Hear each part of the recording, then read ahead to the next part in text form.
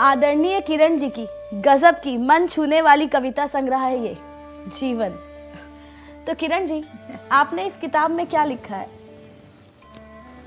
मेरा मन इतना चंचल है ना, और सबका ही मन बहुत चंचल होता है, तो मैंने सोचा कि इसमें बहुत तरह तरह की कविताएं हैं। मैं कोई प्रोफेशनल लिखने वाली नहीं थी, कभी कभी जो समझ में आ जाता था लिख देती थी। और स्वामी चिन्मयानंद जी हमारे गुरु थे, जब वो फिलॉसफी की बातें करते थे तो मैं उसे हरदम जैसे पिलाने का स्वभाव हम लोगों का, मजाक का, तो उससे स्वामी जी से भी बहुत मजाक करते थे। मैं कोई कवयित्री नहीं हूँ, पर कभी कभी जो मन में बातें आ जाती थी उनके भाव भी अलग अलग हैं। और मेरे पिताजी, माँ और मेरे ससुर जी, सासू जी, मैं इतनी लकी थी कि उन्होंने मुझे पूरा छूट दी थी मैं पढ़ूँ शादी के बाद, क्योंकि मैं पौने 16 साल की थी शादी में।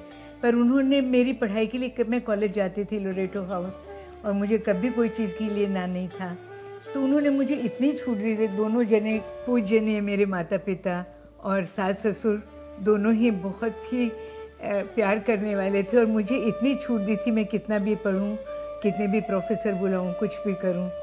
ये आज उनकी ही कृपा है और मैं उनको नमस्कार प्रणाम करती हूँ। उसके बाद में मैंने समय समय पर कई कविताएं लिखी थी, कोई एक समय में नहीं लिखी क्योंकि मैं कोई प्रोफेशनल कवयित्री नहीं हूँ। तो मेरे दो शब्द में मैंने ही लिखा कि चंचलम ही मन कृष्ण। इस मन की महत्ता कोई विरला ही समझा होगा। ये आर्द्रता से भरा मन कभी पाषाण उठता है और कभी एकदम कोमल, कभी शौर्यशाली तो कभी भीरू, मतलब हर विधाओं से रंजित ये मन बहुत ही चंचल है। तो मैंने भी समय समय पर बहुत सारी कविताएं लिखी, जो मेरे गुरु समान स्वामी चिन्मयानंद जी हैं उनके बारे में भी लिखा। और वो जो भी हम लोगों को बोलते थे, मैं क्या करती, उसका रिएक्शन करके स्वामी जी को सुनाती थी। तो स्वामी जी मेरे को मजाक में, मम्मा you have understood Gita. Swami ji बहुत ज़्यादा प्यार करते थे। तो इसमें मैंने भगवान के बारे में भी लिखा, मन के बारे में भी लिखा है, बच्चों के बारे में भी लिखा है।